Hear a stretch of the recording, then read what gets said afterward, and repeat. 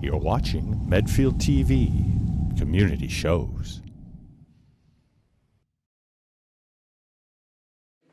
All right, welcome to the Board of Selectmen meeting for Tuesday, May 29th, 2018.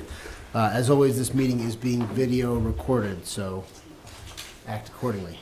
We'll begin by taking a moment of appreciation for our troops serving in the Middle East and around the world.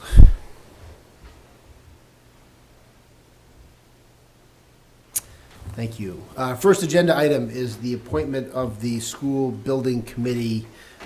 The committee was formed several months ago. The members were agreed upon several months ago, and I think we had appointed me as the Board of Selectmen representative to it, but I think now we have to formally appoint all of the members of the committee to that committee. So the list is here. Pete, the list? No, that's fine. We have a motion. Call the list out. I think we have to call the list out. I move that in accordance with 963 CMR 2.00, we appoint the following members of the School Building Committee for Dale Street School, located in the town of Medfield, Medfield Public School District.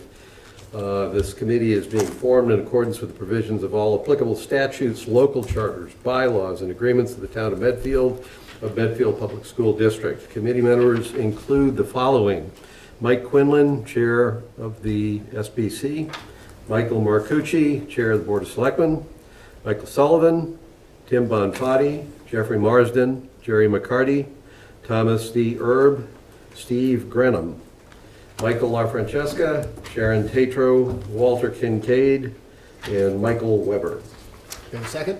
Second. All in favor? Aye. Yep. All right. If we just get the letter corrected, we'll sign it and get it over. Thank you. All right. All right, item one. Item two is a discussion of the police chief search committee. This consists with our discussion last week. I think Christina surveyed the department heads who were part of this committee to see if they would be willing to serve again and if the other members would be willing to serve again. We'll get an update from Christine, and then I think we have to decide on the window, because the other part of the process is the appointment of the public members of the committee. The other part of the process is the appointment of the public to the committee. And so I think the last time we did it, the process we followed was to send out a solicitation seeking interest from folks. And so, subject to what Christine says in our discussion, we should talk about kind of what the window would be for that. So, Christine, what is the response from the members of the fire chief search committee? The members are all interested in serving again. Unfortunately, Scott McDermott, who chaired the committee, will not be able to serve. Okay. So we will need to name a new chairman. All right. And so how many of the returning? 1, 2, 3. Currently, there would be 6. All right, 6. And one of those was the public representative? And one is Was public. Rachel Brown was one of the public Mhm. representatives. So we sort of have 5 kind of designated members and then 1 public member who is willing to serve again. And the total was 9? Yes, we had 9. Anyone disagree with 9 as the number for the police chief search committee? No, that's fine. All right, so we would have then probably 4 openings Mhm. on the committee. Does that sound right? All right. So what I would propose, this is just an opening bid for discussion, just looking at our meeting schedule, if we gave people until the 12th to submit indications, because I know you won't be here on the 19th, and I don't think we ought to bump it into July. And so I think 2 weeks is enough time, given our access to modern means of communication. Yep. The fact that summer vacation is not yet here, if we give people 2 weeks to submit indications of interest, and we can appoint the full committee on the 12th. Does that work, Pete? Yep, absolutely. All right. And so, Christine, if we could post on the website and I'll do tweet it out, tonight. and tweet it out, and I'll send it out with my meeting summary. Pete, if you can put it on your blog, Sure. that people who are interested in serving on the police chief search committee should submit their whatever information they want to submit, indication of interest, cover letter, resume, that sort of thing. And we'll deal with that on the 12th and get the process underway. I'm doing it right now.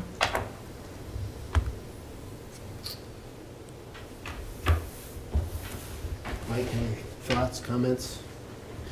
No, I think, Chris, do you have ex officio, how many ex officio members are on the committee? I know you're ex officio. Are there any others? Yeah, So it's just you. Good. So you get to do the minutes. always. All right, oh, look at that, had a caterpillar stopping by for the meeting tonight. He thought it was the joint meeting with all the other committees. All right.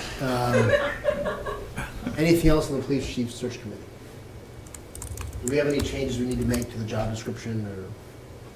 The committee usually meets with the personnel board and starts to review that.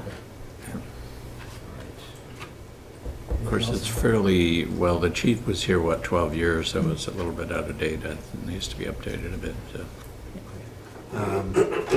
And so just to anyone watching at home, if you are interested in serving on the police chief search committee, please send an email to Christine with a cover letter explaining why you're interested, in a CV or resume that identifies what you've done in town and other professional relevant experience you may have. And we will appoint the committee on June 12th, and we'll be off to work on that. All right, discussion of town goals. Gus, I think you asked to add this as an agenda item. I think this is a quick discussion. So the document that we've settled on, actually back in October, is up and available on the town website. We know that the email response address works fine. You included mentioning it in the town report, and the report from here. So the only question I wanted to raise is what we wanted to do to kind of broadcast it. I drafted something you can take a look at, Christine, and I don't care what it is we say, but there's one over there. Christine has an electronic copy. The point was to just simply be able to get a message out. So I was actually thinking that might be something we could put out either on your blog or in your report from the minutes. Pete, same thing in your blog, and I assume I put it into the Facebook, at least the groups that I belong to, and forward it to Colleen and the Patch. This is not the actual document, it's just a request for people to go on the town website and basically take a look at the draft town goals, gives them brief instructions on how to provide feedback, and what we're really asking for is public feedback on the town goals as they have been drafted, and it explains just a little bit about what the purpose of the goals is. So, try to keep this short, sweet, simple, straightforward, and not get anything cross-threaded with what Christine has already set up on the website. Nope, you're fine. So, looks all right? I guess the only suggestion or question I would raise is whether we want to put a deadline for the feedback. At some point, are we going to say that these are the goals, at least for the next year, and then you can... We could, yeah, I thought about that, and then I said, well, this is supposed to be a living document, so people can give us feedback anytime they want. So I kind of tossed that around a little bit. It might be appropriate to indicate that, we're going to be entering into the annual planning cycle. I'm not sure what the date is. We'd like to say whether it's in July or something like that, so people kind of have a sense that if you can tell us what you think by June, that would be a good thing. But on the other hand, I wasn't thinking this would just be a one-time thing. It would be, as people want to have comments about the goals, they can. So, maybe what we could probably do is just modify this to ask people to try to take a look at it in the next month or so, by the end of June. If that seems like it would work. Maybe we can give ourselves a deadline to say that we'll sort of agree upon them at some meeting in August or something. So Yeah. these are the goals for the next year. Based on feedback. Well, yeah, there's two things. These are the strategic goals, so these we ought to agree on before we get into any kind of, specific goals for this year. I just mean, these, at some point. I think we agree on what the draft says, so Right. it's only going to get changed by what we have for feedback. Would it be helpful, I know several other boards, school committee, library trustees, the water and sewer board have done strategic plans, and maybe it'd be good to put those up on the same website so that they'd be available for people to comment on as well. I actually think we should keep it focused. This is a very high-level set of limited number of goals. If we suddenly turn it into a strategic plan review of each department, either we're going to wind up with 35 strategic goals in this document, which will basically make it useless. And I think water and sewer and the school committee have already accepted their comments on their goals and they're living under them. So when they open their planning process again, then we can advertise. Yeah, if I have any comments, something along, this was fine to me. Okay. Well, I can do a quick revision of this, Christine, incorporating something that basically says if you could get us your initial comments by the end of June, that would be useful for the Board of Selectmen as we begin our annual planning for FY19. Perfect. Annual planning process. I know last year, we were intent on getting everything done early and starting it early. We had a meeting with the warrant committee in September, and we set a deadline for December 1st for submitting articles that needed town council's review, and mid-January for the closing of the warrant for submission of articles. That, as usual, got blown out of the water, I guess would be the best way to put it. And we were changing articles right up until the warrant went to print. So I don't know how you control that process so it doesn't become a bit chaotic. And I'd say probably, and Evelyn and Chris can probably back me up on this, this is probably the toughest year we've ever had in terms of putting the budget together, in part because there were so many override questions and uncertainty about the override amounts, that we were literally, meeting with the assessors, the accounting department, the treasurer, collector, town clerk. We're all trying to figure out exactly where we're going in terms of the budget. So if we are going to try to have a more precise and deliberate budget review and planning process for the next town meeting, I think we need to think about how we can enforce the deadlines, because we were not able to this year.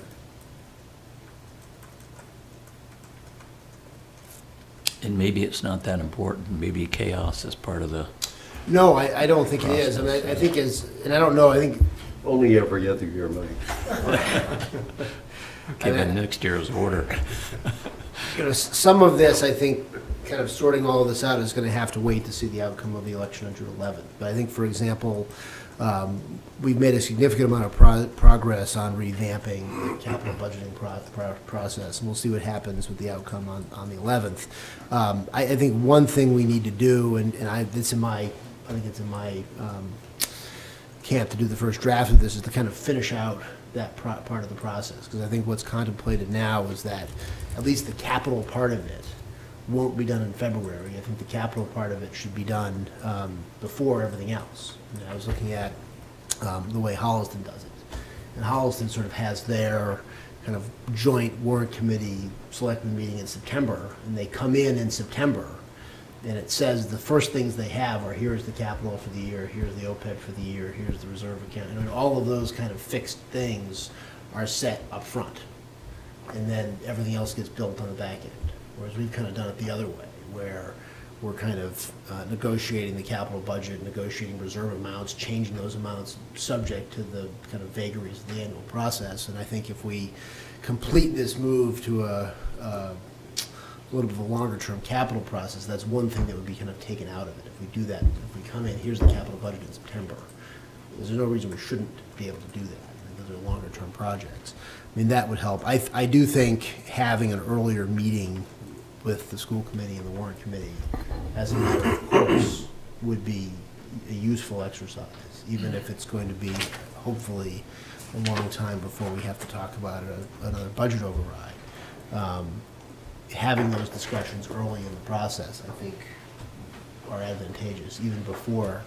One of the things that I always thought during my time in the warrant committee is that the budget process was kind of kicked off with the kind of budget guidance from the warrant committee, but a lot of times the budget guidance from the warrant committee without a lot of input up front. So sort of the first time the warrant committee would meet would be to suddenly give budget guidance for the year. And so I think it would be helpful if in September, probably in September, early October, we had a joint meeting to kind of talk about what the year looks like and what we foresee coming down the road. So at least we're beginning that discussion with less time pressure than we did.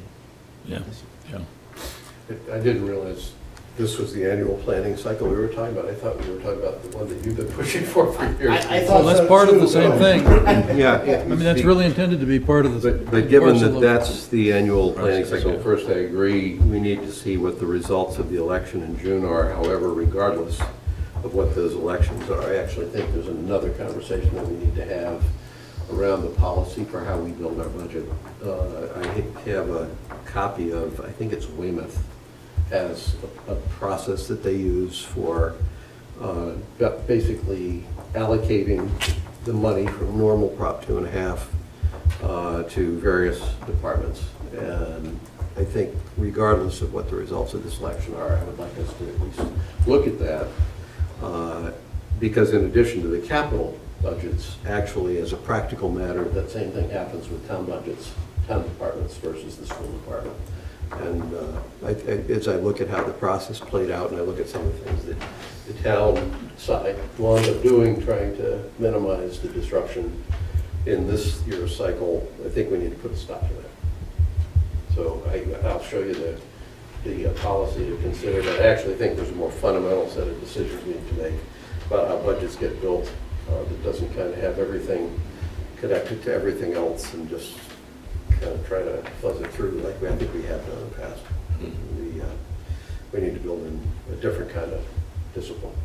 Well, part of the difficulty is the school budget really isn't settled till the end of January, and that becomes very light in the cycle, and that's really the elephant that at the table, because the increase in the school budget usually consumes most or all of the new growth in revenues. So the rest is, the pension increased cost, the health insurance increased cost, other insurances, and then the town budgets are sort of scraping around to find the money to come up with. And the other thing is, And my point on that is not sustainable. That is not a sustainable answer for the town. Right, that's not a process issue though. Well, yeah, but I think there's a process solution that would get us to a different spot. that's part of, I There is, believe, I look forward to hearing it. I have it. I believe that's part of the charter or bylaws. That's when they are required to submit it to the selectmen, so. It's a state law too, there's a state law related to the school budget that they have to follow. Yes, I think the state law is a little bit earlier than that. I think they extended it for another month for the school committee here locally, so. But it's, and then you don't know what the state aid is, although the state aid has been going up so little, that's not really a huge factor. I mean, I think this year we're going up somewhere around 100 to 125,000 out of $7 million, so it's not a major factor. The other revenues, local receipts have been kind of stagnant for the most part.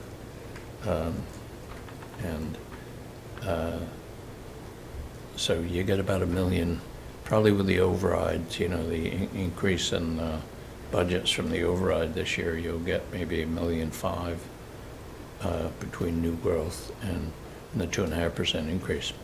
Maybe we can put that, Gus, that budgeting process issue on Yeah. for July sometime? You I won't be think, here I the think it would 19th. be good to do it after the election, so we kind of know where we sit. We probably aren't going to do it on the 12th, so it's either the very last meeting in June or else it's July. as a You're not practice. here on the 19th, so. I'm not here on the 19th, That's that's the what I'm second, saying, that's the second, okay. Okay, yeah. So maybe we can put that on the Well, agenda. sometimes we move the selectmen's meetings to when the selectmen are here. Well, if you'd like to move it to the 26th, we can move it to the. I will leave it up to the two. Yeah. We'll take that up separately. I mean, Pete, do you have a preference as between the 19th and the 26th? I prefer the 26th. 26th, well, let's move it. Pete, can you guys do the 26th? Christine? Evelyn? Michael? It's not on the agenda, but I'm going to suggest we shift the meeting to the Yeah. 26th. And I can. I didn't want to put that on you guys in case you're looking for missing a meeting. No. But not right now, I'm not. And I'll try We'll to take put your pass together, later in the year. I'll try to put together a ballpark figure on what the budget looks like for next year in But I think at this terms point, of we can kind of revenues. talk process as well, if there's some thoughts on the process. I can, at the next meeting, I'll bring copies of the materials that I got. Just, it'll be reading at this point. Sure. But, And I'll send you the Holliston thing too, because the Okay, Holliston has a very interesting Like the basic point on this is that where you talked about how the Prop 2.5 override or increase is all sucked up by schools. That's the part that's not sustainable. That's not a good way to do that. Well, the discussion at this year's town meeting was that if the 6.16% override passed, the next 2 to 3 years, they would live with a 4% increase in the budget. And my point is, Well, what's 4% of 35 2/3 million? of a budget is 8/3, and that is 2 2/3% overall, which is the only way you do that without an override is if we commit to having the town department shrink. And I don't think we should do that. Well, just to that, I don't want to have this discussion tonight, but, I mean, that's not, to me, a process issue. I mean, it's a substantive choice of the town meeting. And ultimately, if you're correct, there's not a process that's going to solve that. I think there's a It's going to be process that brings it under persuading control. the town meeting that they should not spend that much money on the schools. That's what that entails. Because process-wise, if the town meeting's going to vote for that, then they're going to vote for that regardless of how You you. can take a look at what I've got. There's a process solution that deals with at least part of that problem. Well, Weymouth has a mayor, though, don't they? Hmm? Mayor of the city council, Weymouth. We have a mayor. Weymouth, yes, Weymouth is, yeah. Weymouth, Quincy, Framingham, Franklin, they're all. Yeah, so send it around, we'll look at it. But the other thing on the annual process, Christine, because I think this feeds into this, how have the responses been from our committees? I know the Lyme Disease Study Committee and Lyme the, disease study, A plus. and the I A have plus to the Rail Trail Committee. as Rails well. Rail. I have the capital budget committee and the recycling committee. I have an appointment with to talk about theirs tomorrow because they don't have an official charter, so they were looking for some guidance on that. Okay. But I haven't heard from anybody else yet. So Energy can Just just 99 ready to go to you. perfect. I assume everybody's working on it. This silence leads to disbandment, so. I'll be sending a follow-up email next week just to remind everybody. So the other thing we can put on then, if we're going to move it from the 19th to the 26th, is our committee reappointments. We should do them on June 26th. We are, although I just checked my calendar and I'm sure you can survive without me, but I have parent orientation on the 26th. That's- So, we will but I survive think that. you will survive without me. All right, so we'll put that on committee reappointments on June 26th.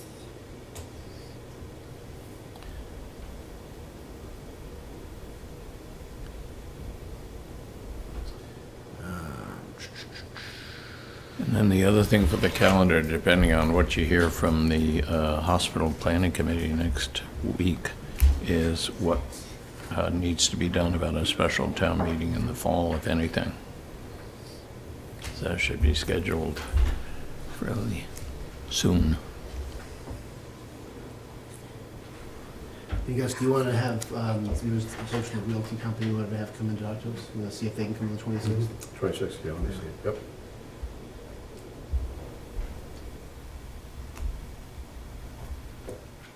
Mike, what was that? I didn't hear what you were just saying. I don't know what the name of the company is. Gus? It's the Oh, Gus is the real estate It's company the, coming in, yep. it's, Yep. Chris McMahon and Peter Bean.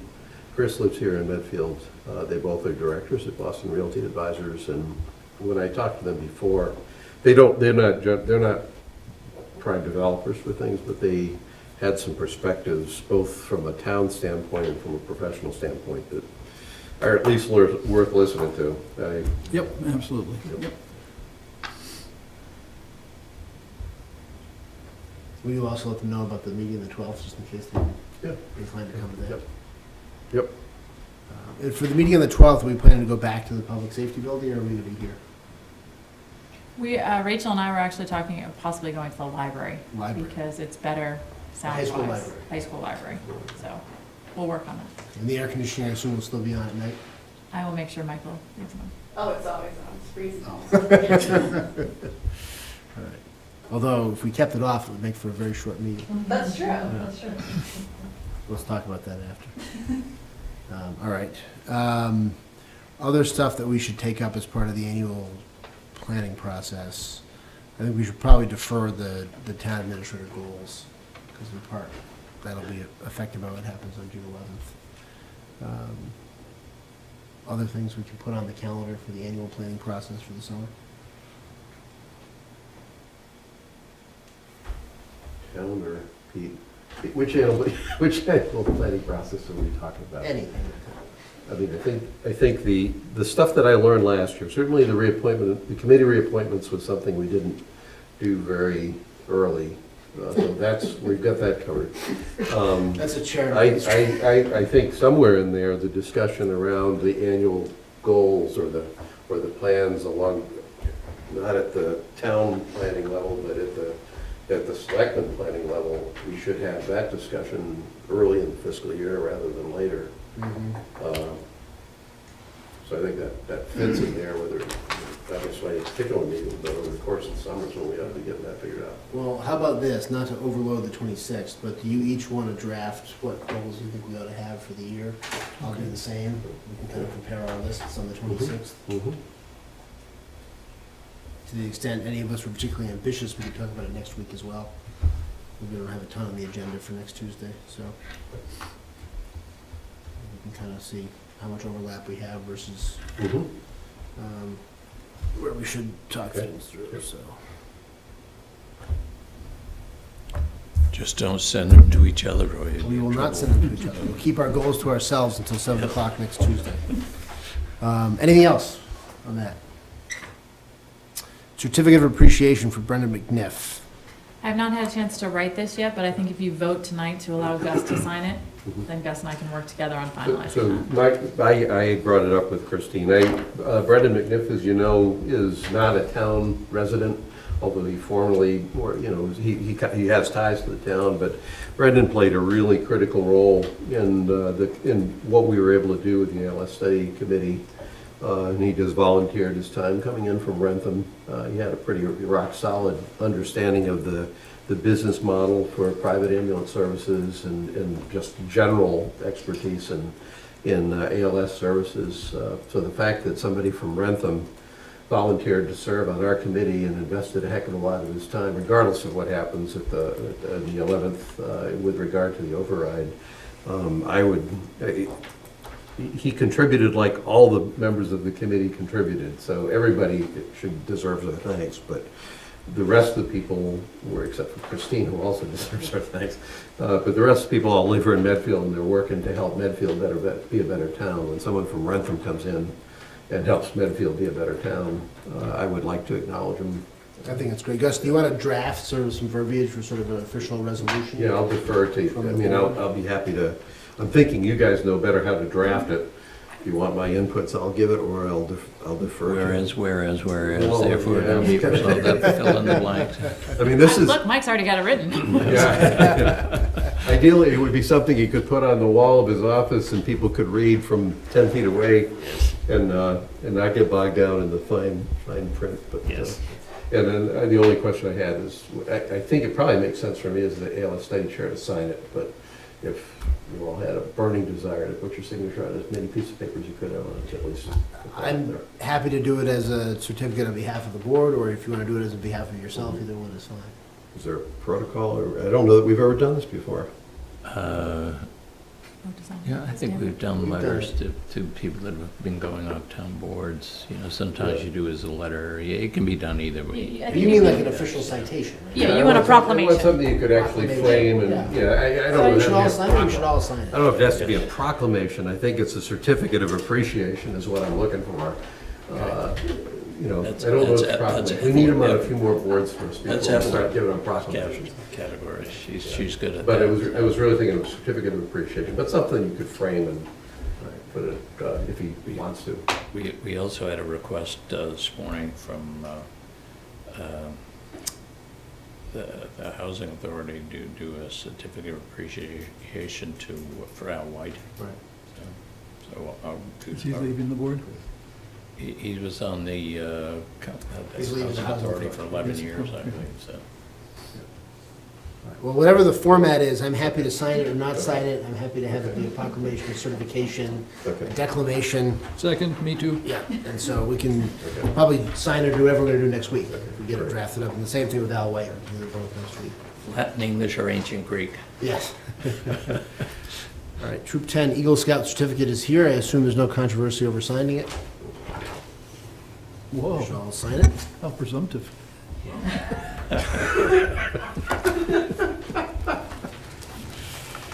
All right, the added items, discuss streetlight purchase. Michael? Well, we have Lee here, who is chairman of the Medfield Energy Committee, who's been working on this with Jerry and the rest of the committee and has extensive background on it, so I think he'd be the best one to fill you in on it. I wasn't prepared to make a statement of any kind. I was here to answer what questions I could. I was hoping that Jerry was going to be here. Yeah, I don't know, he's, Yeah, because he's got the contract. yeah, we did have a He's got meeting the this, actual contract. yep, And I understand that that was, you know, whether or not the board was going to vote to accept that contract or not. yeah, yes, that's fine. The contract, it needs to be voted on, and then you can, subject to review by town council. Yes. And we did have a meeting this afternoon up at the Public Safety Building with the police chief, Jerry, myself, to discuss some of the concerns that the police chief had about how the lighting would be done. And there's the whole issue of the size of the lighting. I know the committee has been down to Westwood and over to Millis, and they went different directions. Westwood did the entire town with 4,000 lumens, which, as I understand it, tends to be a wider, brighter light. It appears to be wider and brighter. Lee, could you use the microphone that Rachel will hand you? And let people at home hear you. Thanks. The 4K lighting appears to be wider and brighter. 3,000 seems to be a little bit yellow, more yellow. The fact of the matter is that either one is the same amount of lumens, so you get the same amount of light. It's just the 4,000 appears to be a better light for major roads, 109, 27. The 3,000 K light is better for the residential streets. It's more in keeping with what people are used to now. There's no real particular difference between what's there now and what we're proposing to install. And that's what Millis did. Millis, I believe. Millis did that. They went with 4,000 on the main roads, the main streets, and 3,000 residential areas. Westwood went all with 4,000. Anytime you go down Hartford Street or 109, you see them. See the difference, yeah.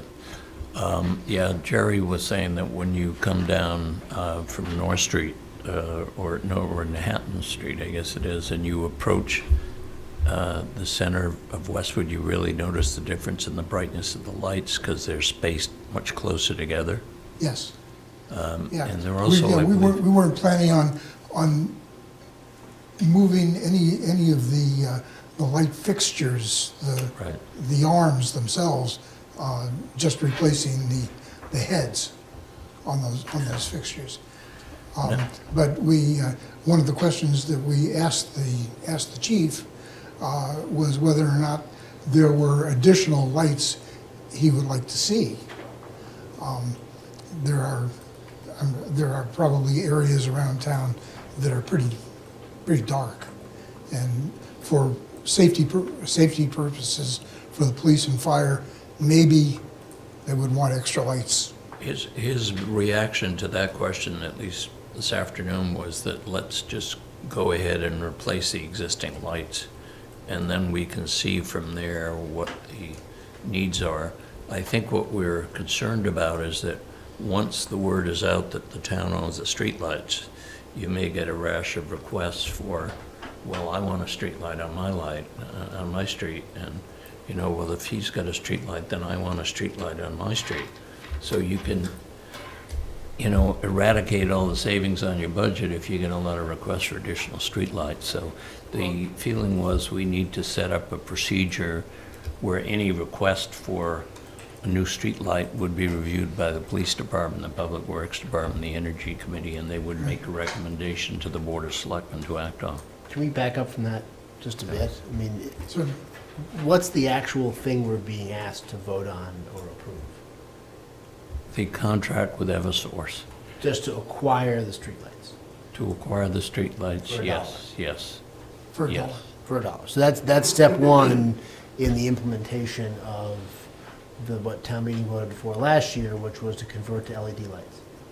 Yeah, So, yes, so the question now is, are we going to buy the lights from Eversource?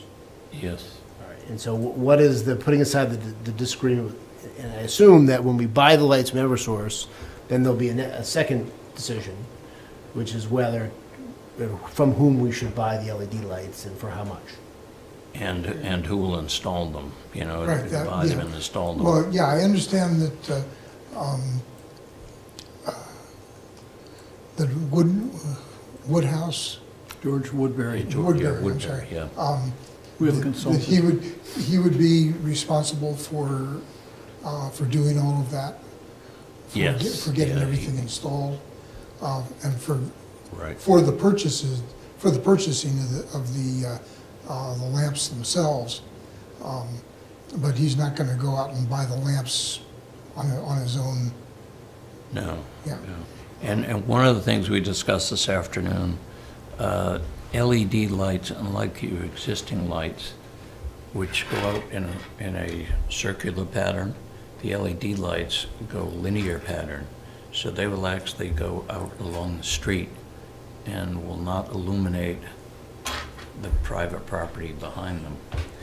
Again, that's one of the things that George Woodbury can recommend to you, because the LED lights have multiple actual heads inside that can be directed different They ways. literally can be focused. And so that, Yes. The question that we were discussing last week was whether or not the lights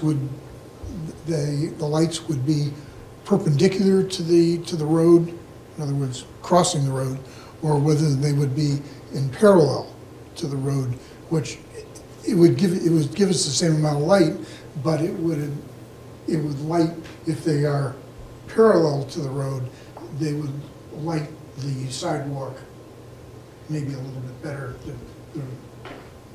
The range would be a little bit. Just to back up before we get into which direction the lights are pointing. So step one here is, at some point, you're gonna need approval from the Board of Selectmen to buy the lights from Eversource, correct, for $1? Correct. Then step two is, we'd have to issue an RFP, to which people can respond with proposals to sell us the lights? Yes. That's Yes. step two? Yeah. And I would assume in that RFP, we'd have to say what kind of lights we wanted, Right, what George- colors they were, how many and all that? Right. George will specify that Okay. in conjunction with the Energy Committee. Okay. So in other words, we've got step one is buy the lights, step two is acquire the LEDs. Right. Step three, presumably as part of step two, we're also gonna have the proposal for who's gonna actually install them. Correct, And then step three, they actually get installed. correct. Now, I would say my instinct here would be, we'd want to do step one and step two in pretty close time to each other, because I assume once we buy the lights from Eversource, we're responsible for fixing them. We probably don't want to be involved in fixing them in the interim period from our acquisition and the installation of the LEDs, is that correct? Yes. Okay. yes. So Yeah, it sounds to me like this We want to have as discussion. little to do with the sodium lights as Right, so it sounds to me like, at least at this point, there's more to discuss on what's going to be in that RFP and what those decisions are, correct? correct. All right, and so, are you looking for the Board of Selectmen to decide these things? Like which way the lights point, what color they are, how many, 3,000, 4,000, 3,500? I hope the answer to that is no. Yes, But- that's correct. Okay. That's correct. Yeah, I wouldn't expect the board to be able to answer those kinds of questions. right. The committee, in conjunction with George Woodbury, will come up with a set of specs. Okay. Yeah, and I assume the RFP would have a design in it. For example, one of the other issues we talked about was that at intersections, you might want a light that throws out in a circular pattern, so you cover the intersection. Right. And I believe they could put shades on the back if the circular pattern becomes an issue with throwing light on private property, which is unwanted. Yeah, those are all just sort of spec details. Design that have to be Yeah. fitted into the RFPs, and that's where Mr. Woodbury is an expert on this. He's done it all over the Exactly. East Coast, yeah. Exactly. So it Yeah. sounds like there's not And necessarily, and we have Fred on the committee too, so. I mean, it sounds like there's not necessarily anything for us to vote on or decide tonight. Is there a timetable between us and Eversource on when we have to pay them $1 for their lights? That will be covered in the Yeah, contract. that I don't know. It's probably specified in the contract document. There is a timing issue with that in terms of when you indicate that you're going to go ahead, there is a time limit within which you have to go ahead. So that, for instance, very recently, within the past month, the documents with Eversource had to get rewritten because they had timed out.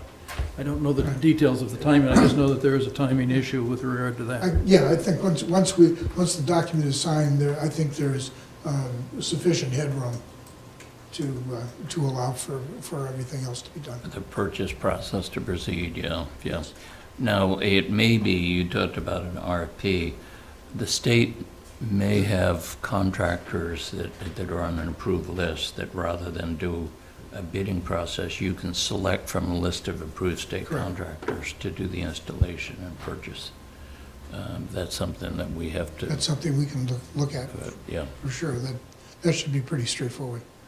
I think basically, in addition to saying, voting to go ahead with the contract with Eversource, subject to review by the committee and town council, the other thing they're looking for is, do you have any strong feelings one way or the other about blue light versus yellow light, main road versus side roads? And if you really want to get complicated, you can put little rheostats on them where you can have different colored lights. At Yeah, Christmas like you could the do green clock out and front. red. I have had a couple of calls over the past couple of years from people that were concerned about light pollution. And the white lights seem to be more of a concern, that people find them, that they keep them awake at night, that they find them more offensive than the yellow light. In the fairness of I guess, full disclosure, the AMA came out with a statement that was concerned about exactly that, about light pollution and the effect of white light on animals and people. And the Lighting Association, and that organization's name escapes me at the moment, came out with a document countering the AMA and seemed to put to rest all of the AMA's concerns in that regard, and basically said, there's no problem. And this was discussed at town meeting last year when this vote Yes. was taken, this Yeah. AMA report and the back and forth over that, right? Yeah. Well, it's like many things. When we took out the streetlights 30 years ago, we didn't have a word of objection until the truck showed up and started taking down the streetlights.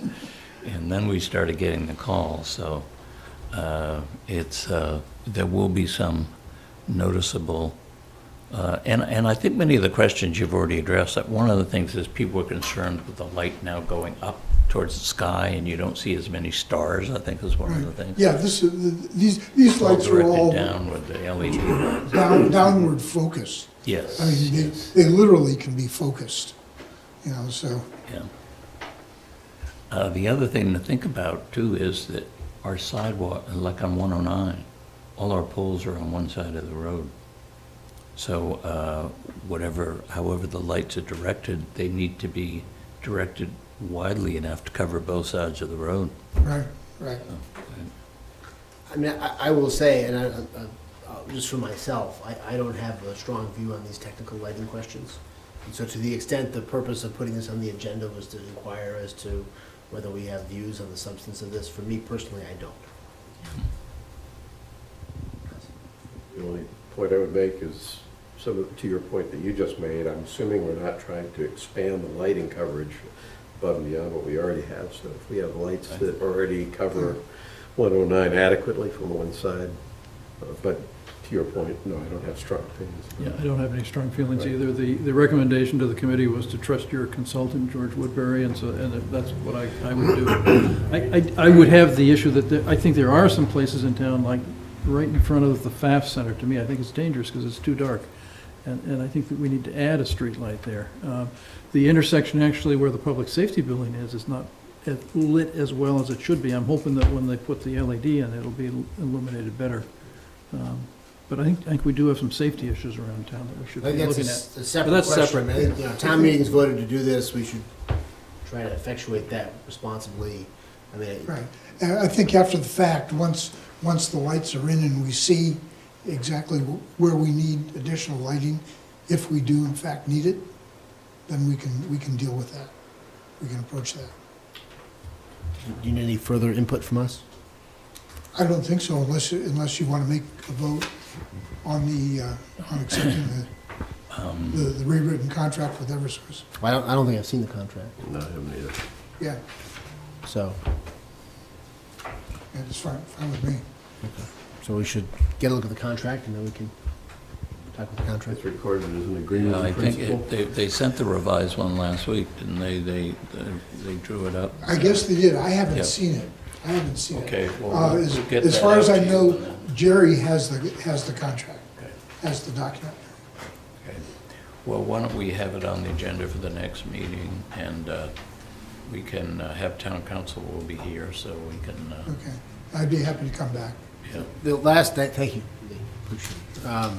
So the last thing we have in here is this contract with Bautista Masonry for the library portico repair. And the request is to vote to accept it and authorize Michael Sullivan to sign the original copy. I think we just got this contract this Yeah, afternoon. the amount of that, I believe, is $19,300. And Jerry would like to get it moving quickly. He hoped to have it all done by now, but it came in higher than the money he had allocated in his budget, so he talked to the trustees and got them to kick in some of their trust fund income, so he's a little late on getting going, so he would like to have you people vote to award the contract tonight, and then they're mailing the original contract signed by the contractor, so he'd like to have you authorize me to sign on your behalf. All right, well, we just got this today. Has Sorrell reviewed it?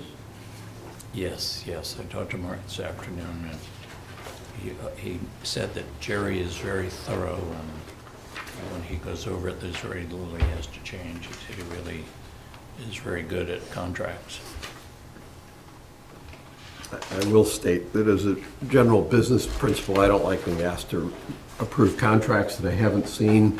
You may have seen it earlier today, I haven't seen it yet, and so I won't. sat down. Yeah, yeah, It's in so this folder. for something like this, I wouldn't fall on my sword over this one, because it sounds like it's probably something that's, but to me, this is pointless to have the selectmen approve a contract that is like, just approve the contract, it's like, why bother? Because you're the awarding authority. Exactly, which is why we shouldn't do it this way, because there is a reason why we do it. And it's not just to sit there and approve an ethereal concept. If there's any purpose for us to review it, we shouldn't do it. As I said, I won't fall on a $19,300 contract that the library is contributing to for the portico that needs to be done. I will settle for having made the point of this contract, understanding that we shouldn't be getting contracts this way. And I will Agreed. agree with Gus on that point. And for myself as well, I always run a conflict check on these contracts to make sure I don't have a conflict with them. I'm going to assume that Bautista Masonry, I don't, in Waltham, but otherwise, I think hopefully this is the last time, barring an emergency. Obviously, if the roof is collapsing in the public safety building, it has to be fixed this evening, we can get that contract. Please don't even but- think that at Right, this point. but otherwise, I agree with Gus, and I don't know if I've noted this in the past, but we shouldn't get a contract at 7 o'clock and just have to vote on it when it's, this thick. So, as I said, it's $19,000, and if a week will make a difference, you know, I'm happy to vote to authorize it, but And I think Jerry really vets these pretty thoroughly, so. I mean, think it's he'll no, go with it. it's no suggestion that he doesn't. I think everybody who has a contract vets them thoroughly, but, you know, if we're But just we're gonna be a not vetting rubber, them right, thoroughly. right. I mean, if we're just gonna be a rubber stamp on the contract, then we're better off just saying, giving you a blanket authorization and not seeing them at all, right? Rather than sort of having the patina of the Board of Selectmen actually approved it, we should actually look at it, so. But with the understanding that this is the last one of these, do we have a motion to authorize Michael to sign the last of this contract? I move that we authorize Mike Sullivan to sign the Bautista contract for the repairs to the library portico, Second that. as in the amount of $19,300. All in favor? Yep. Opposed? All right, anything else? That's the end of our agenda. No citizen comment, I assume? We have time. Not if you haven't signed in, Bill. You haven't signed in according to the procedure, no. And you weren't here last week. I know, I had an excuse, I told you. I fully informed everybody you're aware of it. No, there was no doctor's note, Bill. Michael or Christine, anything else you want to raise? I have nothing to. Selectman report? You want reports? Well, might as well, we have some time. Okay. We'll The save us a few minutes next week. Medfield Coalition for Suicide Prevention met again, and we worked on mission statement and visions, goals, stuff that I find very tedious, I'm afraid, but necessary. They also got a budget line item from Denise Garlick for $30,000. I don't know if that'll survive the budgeting process or not, but that would be nice. I went to Lee's Energy Committee last week, and it was a discussion about the LED streetlights and the green communities money. They're very quickly going to be spending the $148,000 that the town got in the green communities grant. It's mainly going for all the lighting around the different municipal buildings, all the school buildings. The lighting and the rest, I think, is process controls for the high school, What middle does he school. call it? It's recommissioning of the HVAC controls. Controls, And it's yes. at the middle school. The high school was apparently too recently redone for DOER to go for that one, but they're going to go ahead and do that one as well. Apparently, the controls for the HVAC, you have to get software upgrades. It's basically just a software upgrade, as Yes. I understand it.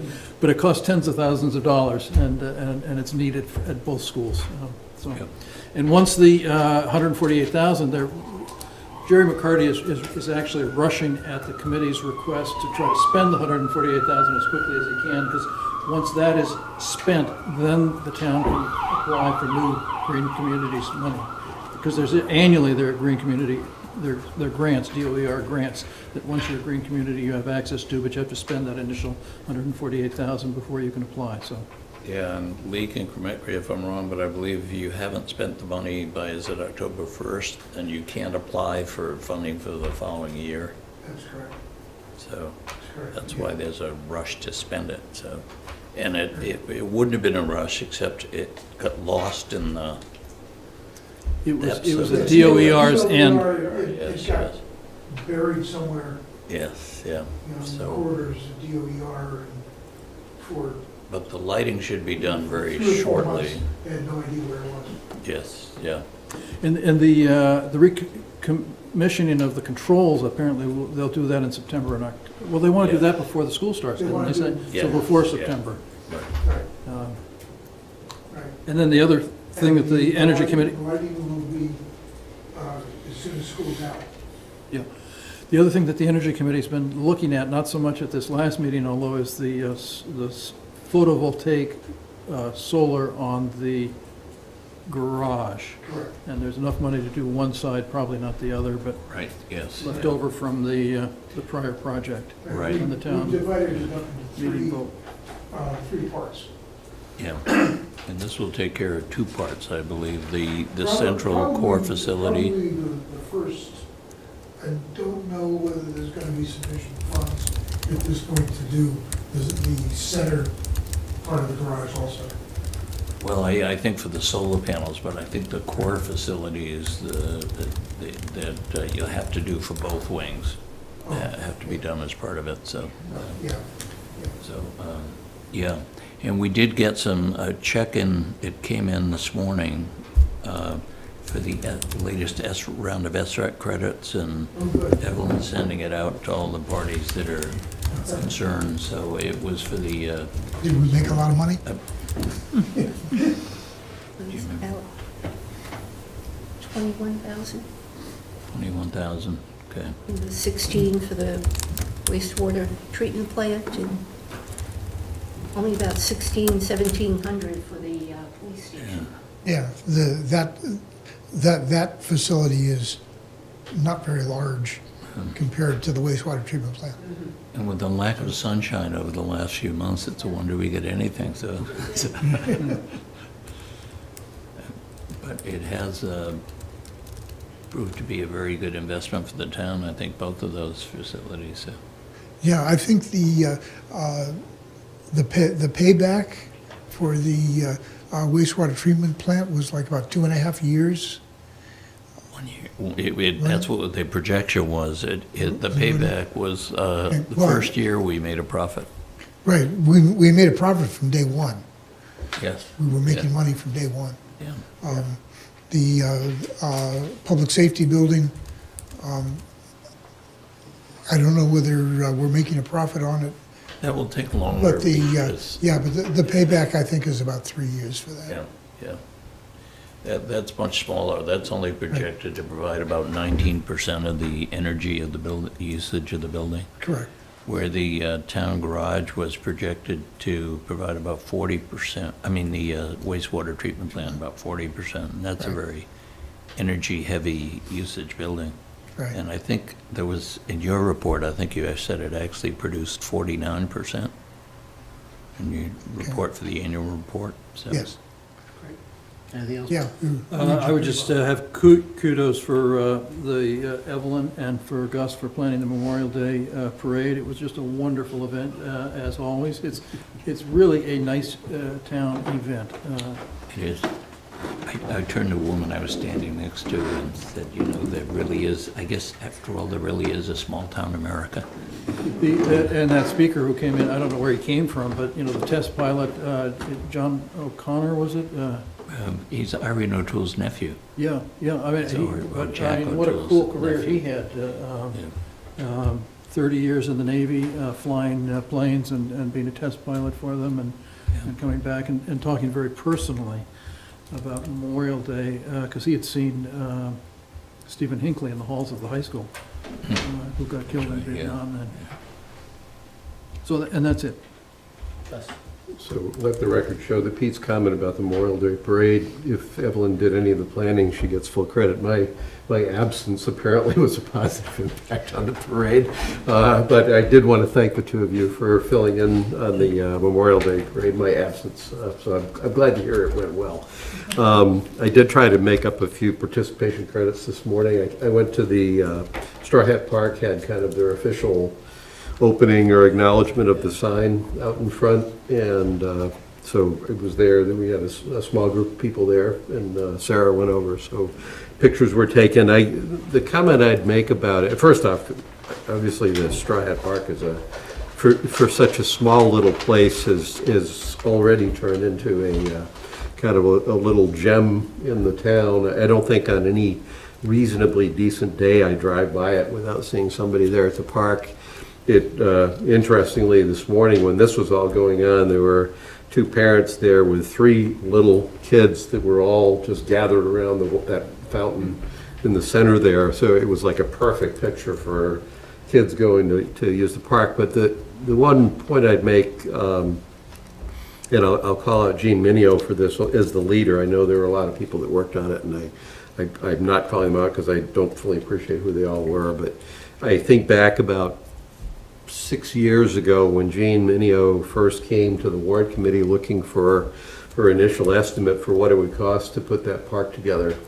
Getting shot down the first year pretty decisively, coming back in the second year with a reduced cost estimate, and just because of the financial circumstances of the town that year, the warrant committee wasn't in a position to approve that, and then continued to work. And my point is that she has had a very patient persistence in getting things done.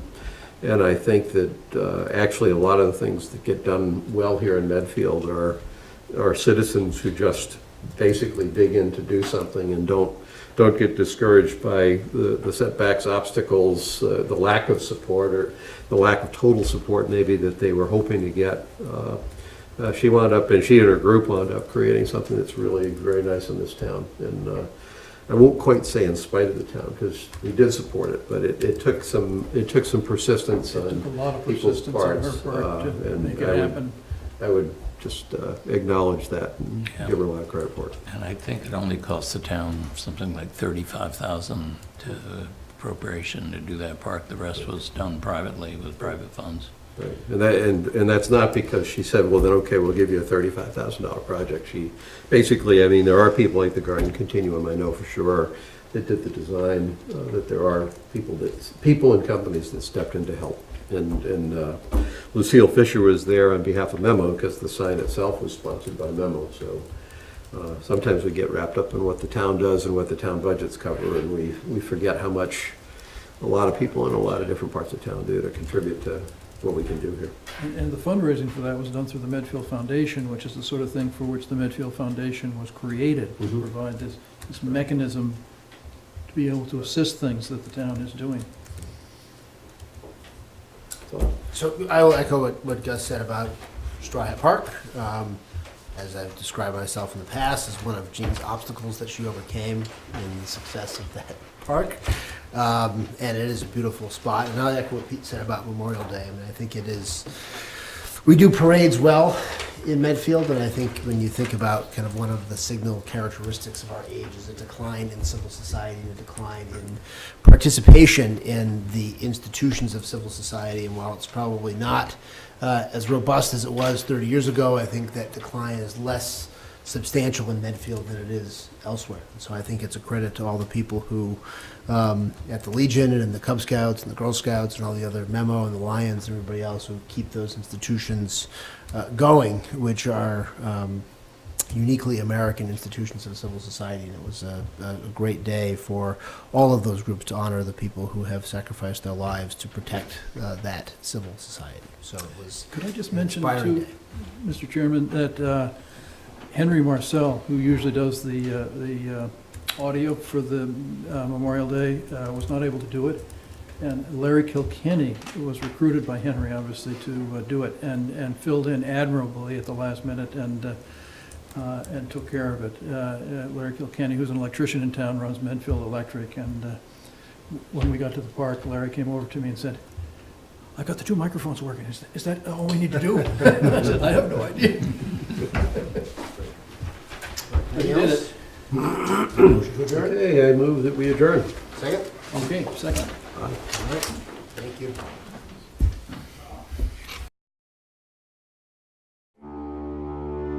Medfield TV. Community shows.